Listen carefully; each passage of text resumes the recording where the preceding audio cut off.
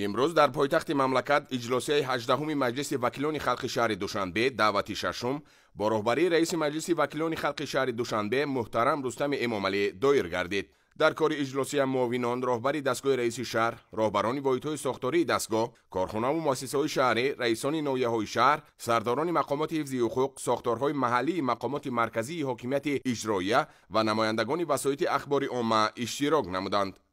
در آغاز وکیلان کاتبات اجلاسیه را انتخاب نموده مسئله‌های روزنامه و ترتیب کار آن را تصدیق نمودند. نخست وکیلان رفت اجرای قرار رئیس شهر دوشنبه از 12 سپتامبر سال 2023 تحت رقم 479 درباره تصدیق نقشه چهاربینی‌ها عاید به نیالچینانی و سبزکاری در موسم تیرماه سال 2023 و بهار سال 2024 در شهر دوشنبه را مورد بررسی قرار داده. در رابطه با این معاون صاحبی رئیس شهر دوشنبه گزارش داد.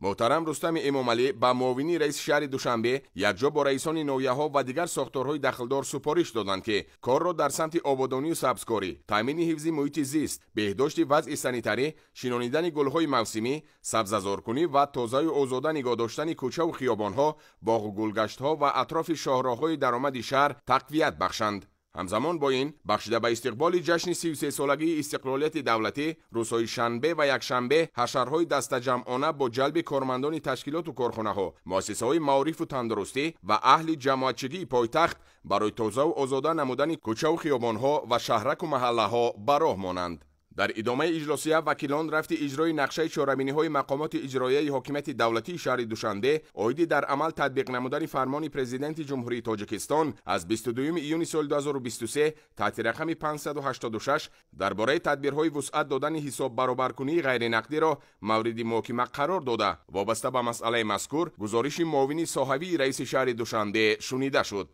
رئیس مجلس وکیلان خلق شهر دوشنبه با معاون یکم و معاونان رئیس شهر دوشنبه و دیگر ساختارهای دخلدار جهت وسعت دادن حساب برابرکنی‌های غیر نقدی در تمام ساحه‌ها و تحت نظارت قرار دادن جریان اجرای آن دستور و سفارش‌های مشخص دادند. همزمان دستور داده شد که وابسته به تقویت بخشیدن کارها طریق غیر نقدی در سمت اجرای اندازها، دیگر پرداخت‌های حتمی و همه نماد خدمت‌رسانی در تمام تشکیلات و کارخانه‌های حدود پایتخت نوابسته از شکل مالکیت پیوسته تدبیرهای تأخیرناپذیر اندیشیده شود. سپس جریان تطبیق استراتژی رشد صنعت در جمهوری تاجیکستان برای دوره تا سال 2030 و رفت اجرای نقشه چهاربینی‌های مقامات اجرایی حاکمیت دولتی شهر دوشنبه در این ساحه محاکمه گردیده. وابسته به این مسئله حسابات معاون صاحبی رئیس شهر دوشنبه شنیده شد. محترم رستم امامعلی با معاون رئیس شهر دوشنبه سرپرست ساحه یکجا با رئیسان ناحیه‌های شهر دوشنبه و ساختارهای دخلدار دستور دادند که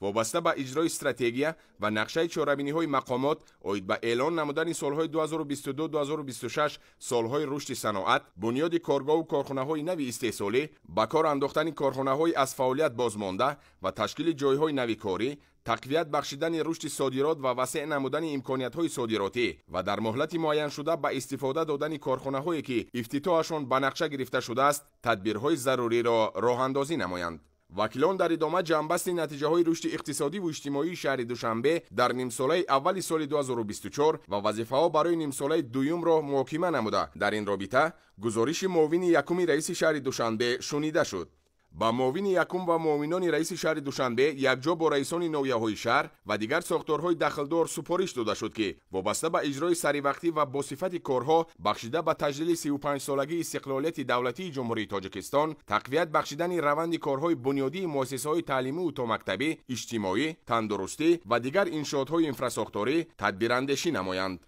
اینچنین بهره رشد باثبات پایتخت جهت جلب سرمایه مستقیم، تقویت کارها وابسته به لایحه‌های تطبیق شونده و جلب صاحبکاران سخاوت پیشه به کارهای آبادانی و سازندگی چاره‌اندیشی نمایند. همزمان با این برای اجرای صفتناک برنامه‌های ساحوی به خصوص معارف و تندرستی، فرهنگ و سیاحی، آب و کاریز، برق و گرمیدهی، نقلیات و کمونیکاسیا، کار با زنان و عائله و جوانان و ورزش کارها را جانناک نموده برای استفاده ثمرناک و مقصدناک مبلغ‌های بودجتی، تامین شفافیت خراجات آن، دریافت سرچشمه‌های نوی درآمد، اجرای نقشه انداز و کم نمودن بقیه پولی‌های اندازی تمام چاره‌های سودمند را راه اندازی نمایند. وکیلان همچنین یک قطار قرارهای قبول نموده رئیس شهر دوشنبه را در ساحه‌های مهم شهرداری بررسی و تصدیق نمودند. در جنبست کار اجلاسیه رئیس شهر دوشنبه محترم رستم امامعلی از حاضرین دعوت به عمل آوردند که جهت سزاوار جشن گرفتن 33مین سالگرد استقلالیت دولتی جمهوری تاجیکستان